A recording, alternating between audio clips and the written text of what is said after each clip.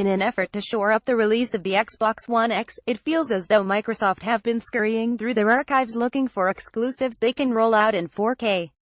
Disneyland Adventures, a relatively well-received Kinect exclusive, seemed to fit the bill, so here it is, 6 years later, with a lick of paint and shorn of its Kinect requirement. It's a shame then that, thanks to some severe technical issues, the lick of paint can't cover up the rust underneath.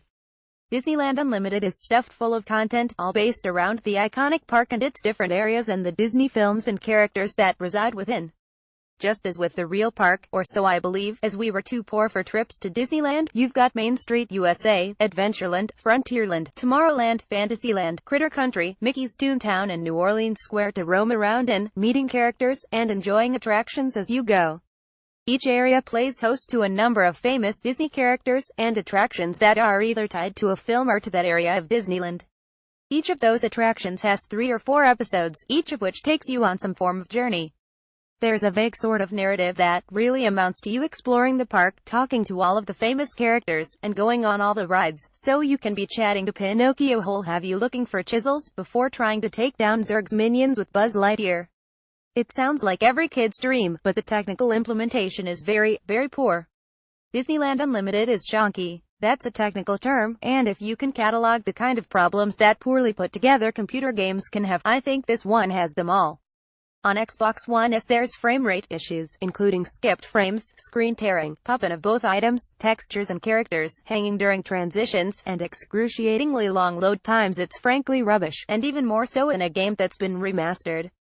Running around the park for a short time, it's better on Xbox One X, but there's still hiccups and you categorically should not need the more expensive console to have a decent time with this game. There are further annoyances besides the technical issues, including the fact that the game doesn't automatically move to the next episode of whichever section you're on, and instead you'll find yourself accidentally repeating the same one you've just done. It wouldn't be so bad if you could exit straight to the episode hub, but your only options for some attractions are to exit back to the park, or the title screen, both of which then subject you to multiple long loading times.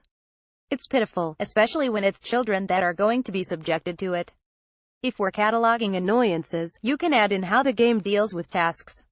Whether you've already completed a section or not, you might find yourself having to return to it as part of the series of tasks which loosely count as the game's narrative. The item that you're searching for could be in any of the 3 levels, and you might miss it the first time you reach it, necessitating yet another run through an overly long challenge. It is not fun. Everything is really some form of fetch quest, so you're running back and forth, sometimes between 2 characters who are barely a few feet apart, but seem incapable of talking to one another. Maybe they've had a row, maybe Alice and the Mad Hatter are having a lover's tiff. Such insights aren't given, but they would perhaps make the game more interesting. Each of the attractions really boil down to one of 3 types of activity, which are racing through a course, shooting things from behind cover, or dancing. As a former Kinect exclusive, it's no surprise that the overarching activities aren't that taxing in terms of mechanics, and they are at least fairly technically sound, but weariness will set in long before you've seen everything.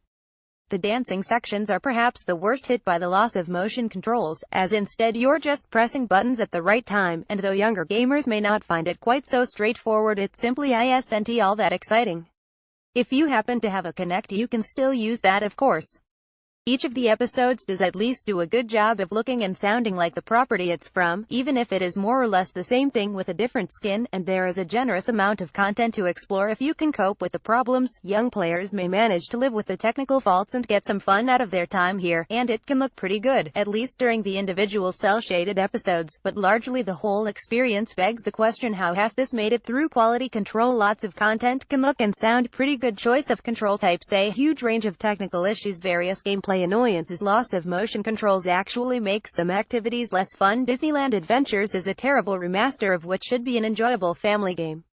Running around hugging cartoon characters, taking pictures and grabbing autographs is what everyone would want from a trip to Disneyland. It's just a shame that this is the kind of trip where you miss your flight, the weather is terrible, and your hotel room is dirty. Score 410 version tested Xbox One S, Xbox One X.